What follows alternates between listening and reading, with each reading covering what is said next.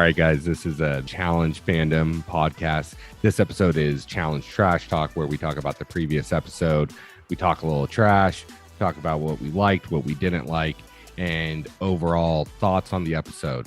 My name's Ricky Hayes. I've got my wife, Corrina Hayes, right here. Hello, hello, hello. And then we've got the one, the only, Josh Chambers. What's up? What's going on, buddy? How you doing? I'm doing good. How are you guys doing? Doing good. Doing good. Doing good. It's the weekend, having a little bit of fun, watch some college football, gonna talk challenge. No better way to spend this weekend, in my opinion. With that being said, last week we had episode 7, which was Uncle CT. Uncle CT. We go from Mr. TJ to Uncle CT. Is there any better transition in reality TV? Because I don't know of it right now. No, there isn't. So Okay. I created that meme about Nelson and Corey talking together, just saying, hey, just made up. Remember when Fessy screwed you? Well, watch this. And how Corey instigated all that. Now people are like, you know what? I was thinking that same thing. Or I didn't think about it, but now that you said that, things that make you go, did Corey really think that was going to go that far? Or was he just really playing around to see what could happen to Fessy? Or to see if it really took it that far? I mean, so I saw the meme. Hilarious. I freaking died laughing because I too hadn't, I too hadn't thought of it that way. However, I don't know. I just and maybe I'm discrediting Corey, but I feel like that's just giving him a little bit too much credit to plan something like that out. However, I could totally see it happening because I did on my second watch through of that fight, I did notice Corey is really heavily involved, which really makes me question what's going on in the fan base right now, because everybody is extremely upset with Tori for, apparently going and getting Josh or whatever, and then lying to Amber or whatever, right? Because Fessy didn't really eat her pizza. Okay, cool. But Corey was literally in the middle of it, jumping up and down, screaming in Josh and Fessy's face, fight, do it, hit him. He was up in that mix, and nobody's talking about Corey. Why? I don't understand why all the hate is falling on Tori right now. Yeah, I mean, watching that back, it was kind of ironic because, it was a fight started by pizza by a man who got into a fight over pasta, which is a whole nother story. And I really do want to say that Corey is starting to lean more into that veteran instigator.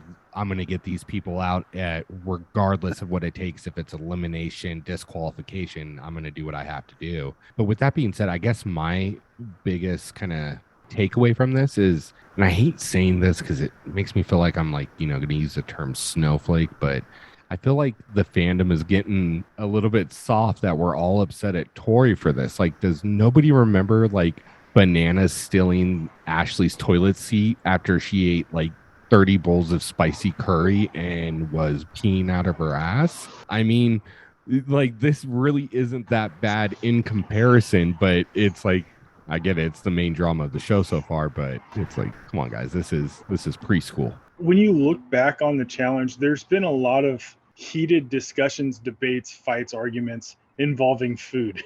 We've had chips in the bed. We had Pizzagate 1 with Brad and Brittany and Bruce. We've had Pastagate. Don't forget about Mike and the cookies.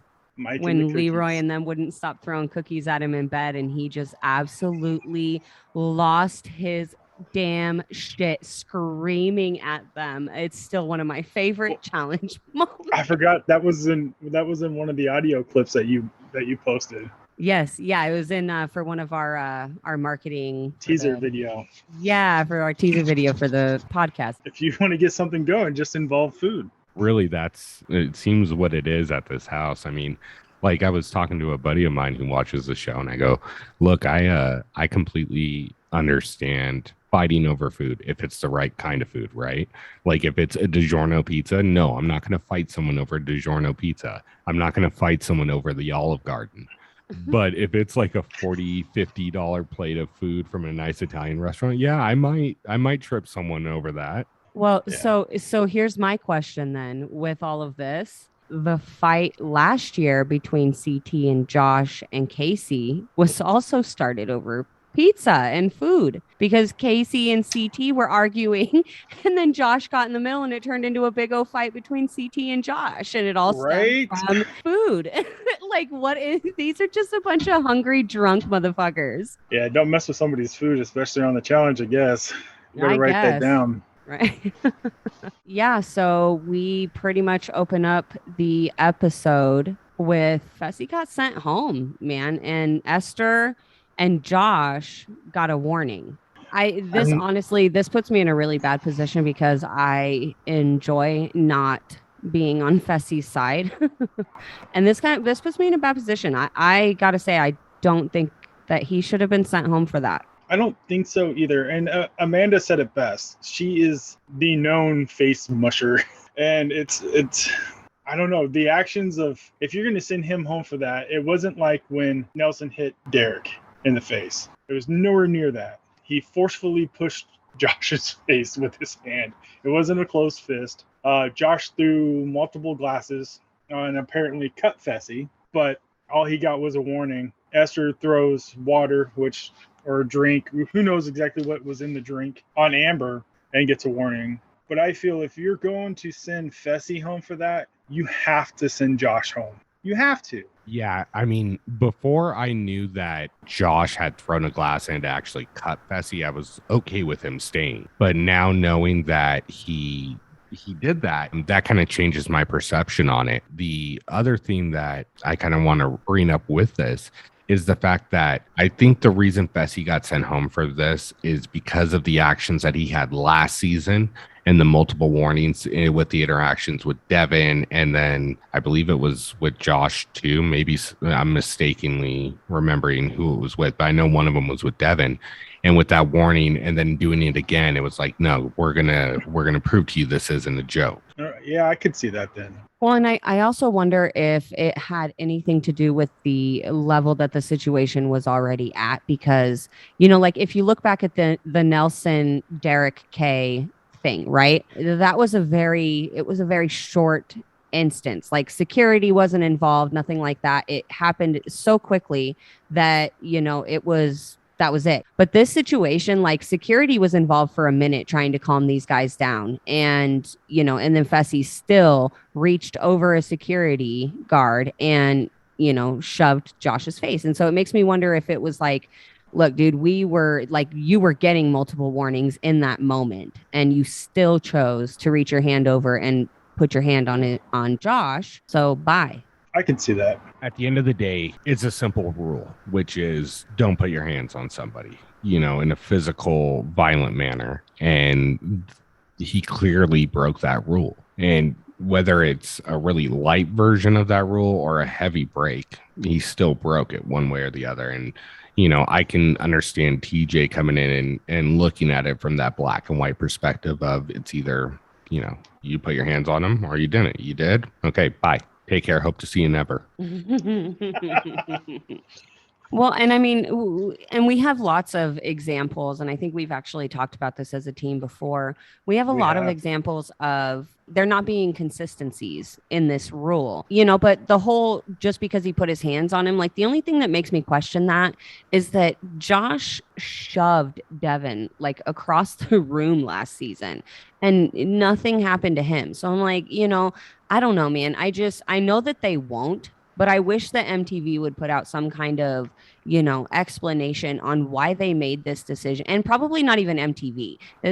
Obviously this would be more a direct call of BMP, but I do wish that somebody would put something out just explaining why they made the decision that they made to send Fessy home. It would really help out, and I think it would put a lot of comfort in the fan base. That, and with as much as they've been promoting and having castmates promoting the fact that they are really pushing as the fifth major sport, at some time you're going to need to put out some clarification, just like every other sport, of like, here is the rule book and this is what happens, and if they're trying to go that route. Now I understand it's still reality TV and blah, blah, blah, but this is the direction that they're pushing. And so it would make sense to me that they would do that at some point in time. Yeah. And they also have to go just like the refs in the major sports they're not 100% consistent.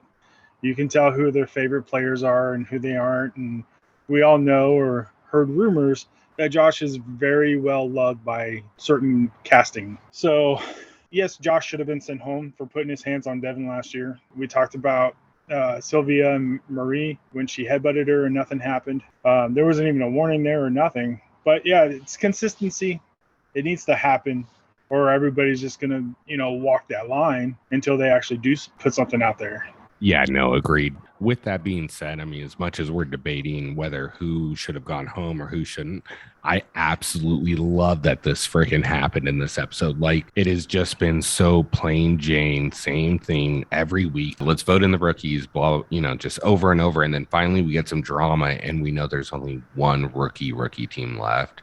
So the war is about to happen. And I am sitting here like Damien waiting for this bloodbath to start. So, how do we feel about rookie Emmy? We talked about her before. I love her. I loved her in this episode. I love the whole, you kind of see her go from the rookie alliance to the vet alliance, and she even signed it in hot sauce. Oh yeah, she made it official. I'm really loving Emmy. I liked her in the beginning, but it was kind of one of those things that I was like, okay, I like you, but I'm gonna have to kind of see how it goes, And as time goes on, I find more and more things that I like about her, and I'm sure that the fact that CT vouches for her so heavily, I'm like, yeah, let's what CT says goes. So yes. No, I really like Emmy. I think she has a lot of heart. I think she has a lot of dedication and a lot of drive. And I think she wants it really bad. And I think that that's where her inability to control her emotions comes in, and I don't necessarily think that it's a bad thing that she gets emotional when she loses and such, but I do think that it will eventually affect her game with the other players and just, overall with her mental state. So I do hope that she gets a little bit more comfortable in the game and calms down a little bit. But I mean, I am here for Emmy. I am totally here for her, the hot sauce alliance with what is that? Devin, CT, Kyle, Tori, and Emmy. They were the ones in the room. So that's what I'm gonna go with. Right? Yeah, right. Yeah, once you put it in hot sauce for it, dude, it's official. Yeah. And they oogie it and everything. Like with Emmy, the first couple episodes, I really wasn't a big fan of her, but as time's progressed and like these last 2 or 3 episodes, seeing a little bit more of her personality, seeing who she, as much as we can tell who she is, and then referring to Uncle CT kind of just signed it off as, all right, I'm starting to like her more and more. And bring a little bit of social media into this discussion right now. I know there's been a lot of talk about people saying Amber B's the new Kara. I disagree. I see more Emmy as the new Kara. Like she's, I don't know, just some about it. She's different, not Kara necessarily 2.0, but I see some similarities there. With the emotions, how she approaches everything. The rawness of the emotions. Letting her emotions maybe control her a bit. But with that being said, absolute beast. I mean, there hasn't been one of these eliminations where I've been like, oh, she's in trouble. Like she's really kind of just came out on top in every single one. And, I know she was way bigger than Esther as far as in height and probably had, maybe a couple pounds on her too, but really a dominating performance in that version of Hall Brawl. That version of Hall Brawl is what we need to see more of. That was a combination of, I can't remember, what was it? The gauntlet, when where Alton climbed up to grab the flag. Gauntlet Corrina, 2, you yes. know these. Yeah, that's season 11 Gauntlet 2. I know, but what's the elimination? What was it called? It was called Capture the Flag. Okay. So yeah, if you do a mixture of that with a Hall Brawl with a higher wall to climb, I would love to see more of that. That was a nice twist, a little bit difference of ringing the bell. And that second round was much closer than the first round. Yeah, it absolutely was. I like that elimination, and just kind of jump off point for a second. The elimination that Tech and was it? God, I can't think of his name from All Stars. Lateran?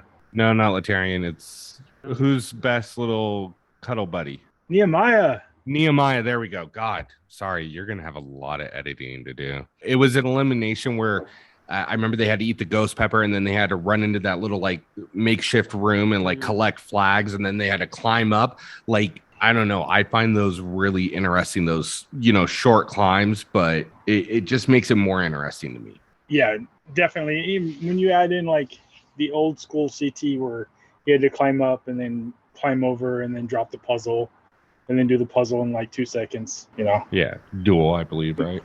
Yeah. Yeah.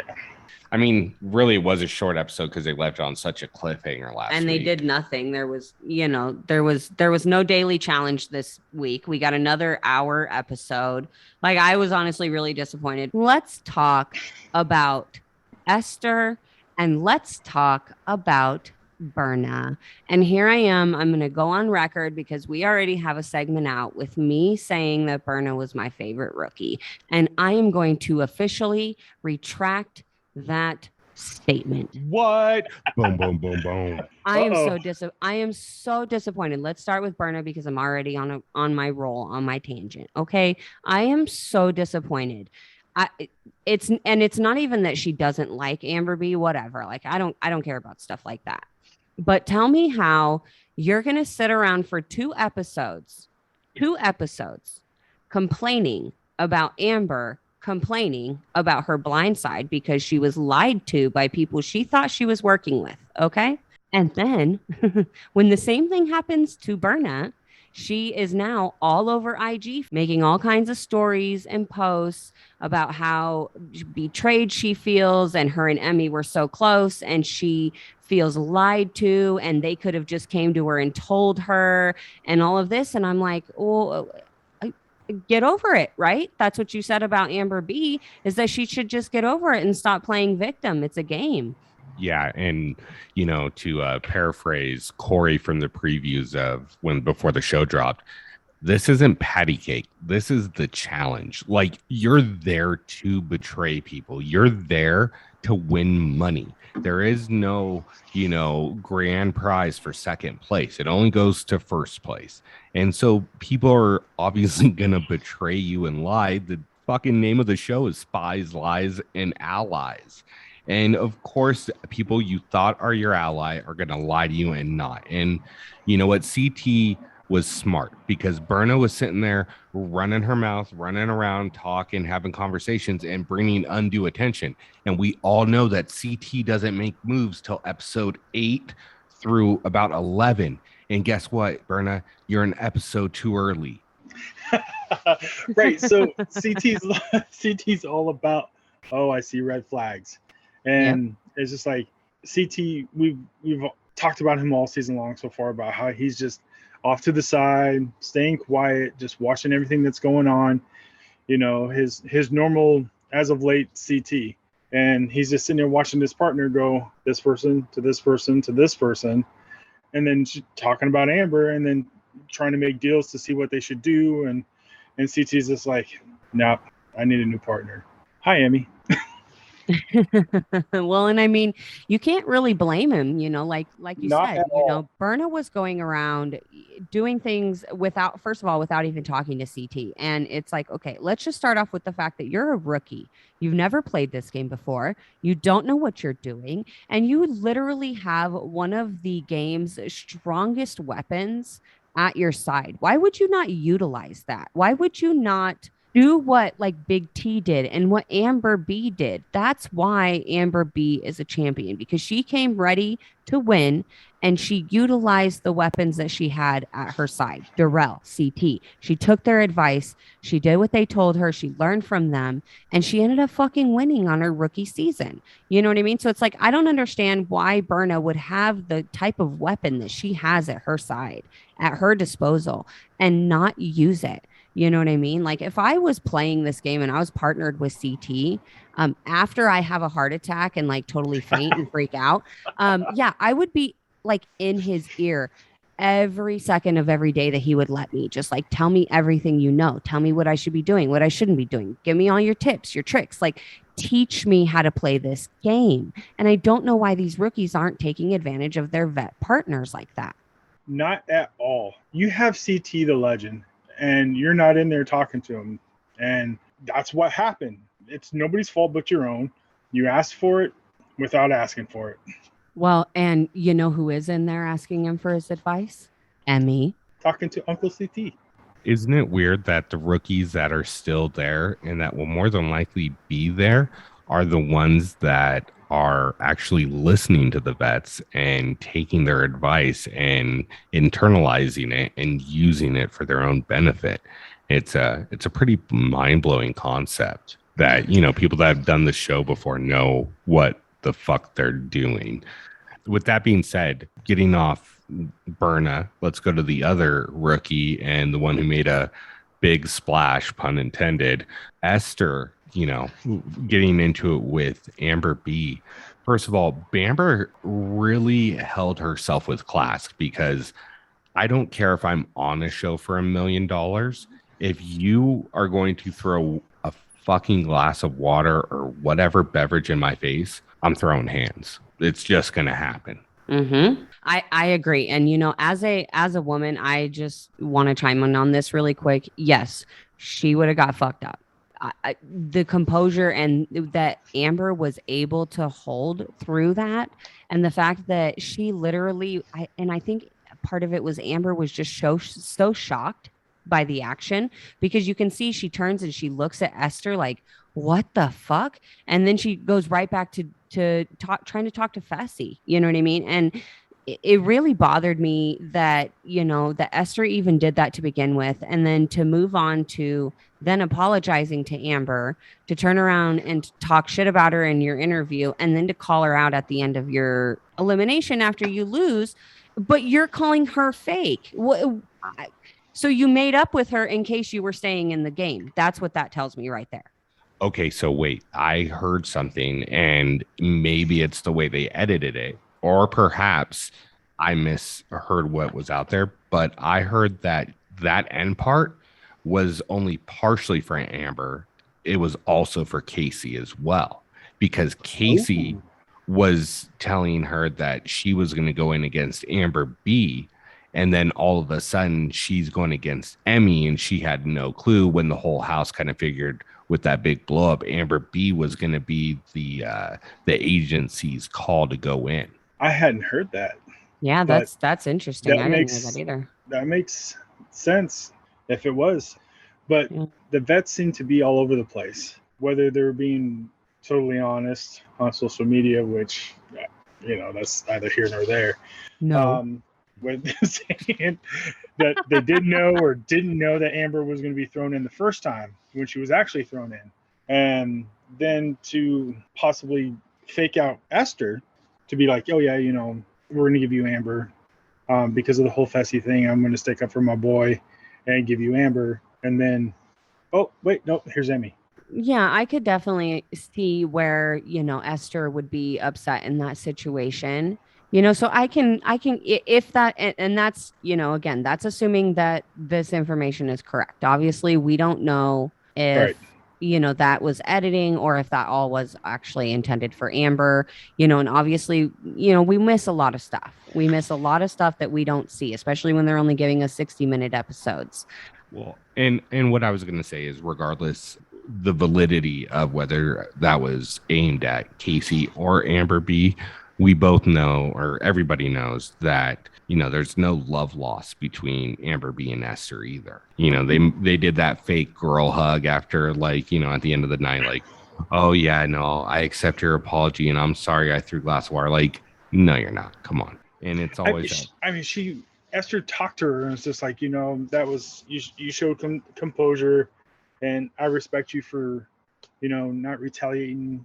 And, you know, I got heated. It was in the moment. I apologize. But to go like that, to immediately, like you're saying, talk smack about her, it's like, who's really the fake one here? You can't go around calling somebody fake when you're being fake yourself. Exactly. You know, and that was my big thing, is it's like, and I totally get, because even in her confessional, she was like, look, I do, you know, I do feel bad about throwing the drink on her, or, well, no, she said about spilling my drink on her, which, and I get she's trying to be funny with it, but at the same time, it's like, okay, so you're not taking responsibility and you're making a joke out of it. That great.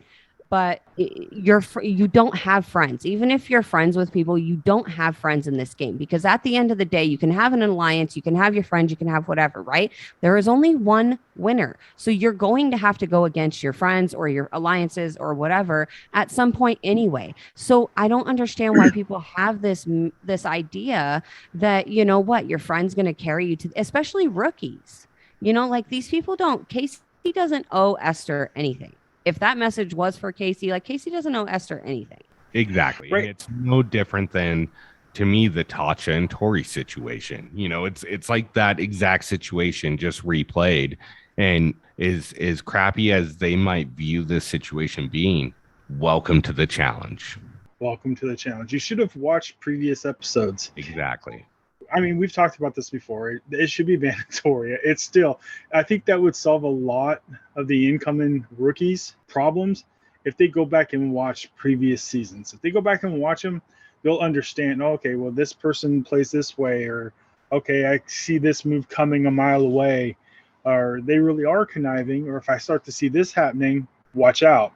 You know, who can you really trust, who can you not? But it's obvious that none of them, or for the most part, haven't watched any previous seasons, and that's why the way they play the game just, you know, really sucks, and the numbers are dwindling because of it. Oh yeah, they are. I mean, they're going down quick, and I keep looking at, you know, all these different rookies and kind of going back to Emmy. I don't see any of the rookies being able to beat her, like the remaining ones. I don't even see some of Bettina, the vets being able to beat her.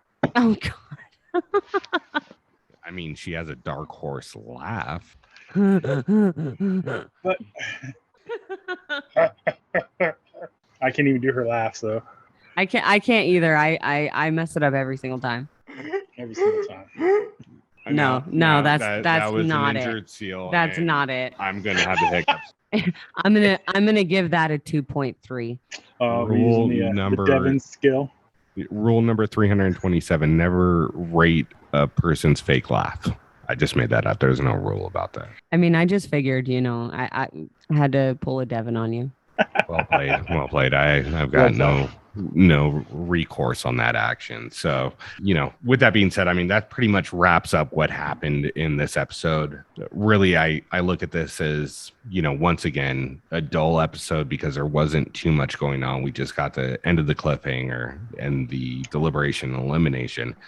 But like I said earlier, what makes me really excited about this and enjoyed this episode, looking forward to the next couple episodes, is the fact that we are really close to getting this bloodbath of vet versus vets. Yeah, and that's it. Let's watch them turn on each other, because Big Brother Alliance is pretty much shot. There's no real other alliances other than maybe, you know, those couple that we saw in that room with CT, Tori, Devin, Kyle, Emmy. I really want to call them the Siracha Gang, but, you know, the Hot Sauce Alliance is pretty good too. All right, let's recap real quick. Who are the rookie guys we have left? Logan, Huey, Jeremiah. Is that it? Oh, and Emmanuel, and is that it? Is that all the rookie guys? Oh, Ed. We still have Ed. Oh, how can I forget? So oh my God, 6. I forget Ed. I think that might be it. And then we have Berna. And then for rookie Bettina, women, yeah, Berna, Bettina, Emmy, Priscilla. Oh yeah, Priscilla. And who else? Is that it? It might be. I don't know. Because we also replaced a rookie woman with a vet with Amber. So because when we lost Lauren, we got a vet. So that automatically flipped the count there. So I think that's it. I think it's just Berna, Bettina, Priscilla, and Emmy are the only rookie females left. So we've got 6 rookie males, 4 rookie females left. We've got 1 all rookie team, right? So we've got Emmy and Huey are the only, or I'm sorry, no. Huey and Berna. Berna are the only rookie team now. So let's do some forecasting. What do we think? Do we think for sure Berna and Huey are going in next week unless they win? For sure. There's no doubt in my, I'm going to quote Devin here. That's Devin's lock of the week. So then the real question would be, who's the agency going to send down to go against them? Okay, so we've got Huey and Berna. I'm thinking rookie wise, we're going to see Bettina go down there. Depending on backlash that still happens from this last episode, I have this gut feeling that Amber might get thrown in, but it really is dependent on who wins the daily and who holds the power. But I'm thinking what we're probably going to see is Berna, Huey versus, I want to say probably Bettina. And I don't know. I think they'd go Bettina Jeremiah. Because, Jeremiah hasn't been in. He's a rookie, super quiet. He doesn't really have alliances with any of the vets or anything, at least not that we've seen, other than Amber B, which none of the vets really give a shit about right now. So, I don't know. That's my prediction, is that we will see Bettina and we will see Jeremiah go down. Jeremiah is definitely studying the art of CT. And if it's a team competition, like if they have to compete as a team, I'm calling that, Jeremiah and Bettina are going to be saying bye this week, because I just see Bettina blowing it for Jeremiah. I don't see her being able to, handle an elimination, even just the pressure of being in one. Yeah, no, I mean, and to be honest, when he said Jeremiah, I almost had to say who, because he's just so quiet. You never really see him ever. But with that being said, I am excited from how much he's been lifting weights to see what he can actually do in an elimination. It'll be interesting to see it happen. Definitely. Looking forward to this next episode.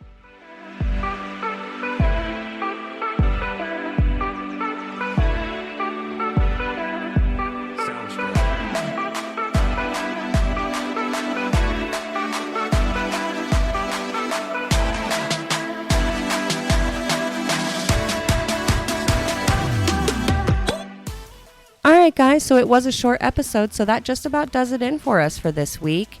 Thank you guys so much for tuning in with me, Rick, and Josh on the Challenge Fandom podcast for our Challenge Trash Talk Roundtable session. We hope you guys enjoyed it. We had a great time, and we can't wait to see you guys again here next week, same time, same place. Bye!